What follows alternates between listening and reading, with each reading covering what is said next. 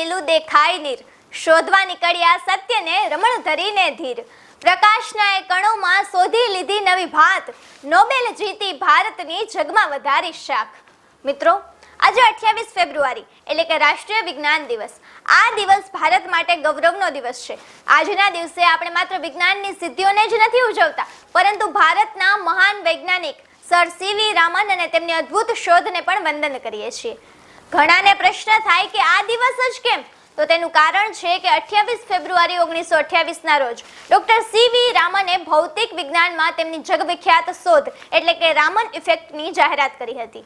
આ શોધ બદલ તેમણે 1930માં નોબેલ પુરસ્કારથી સન્માનિત કરવામાં આવ્યા હતા. વિજ્ઞાન ક્ષેત્રે નોબેલ મેળવનાર તેઓ પ્રથમ ભારતીય અને પ્રથમ એશિયન વ્યક્તિ હતા.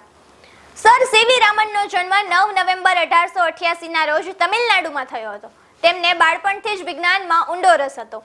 એકવાર સમુદ્રમાં મુસાફરી કરતી વખતે વિચાર આવ્યો કે આકાશ અને સમુદ્રનું પાણી વાદળી રંગનું જ કેમ દેખાય છે.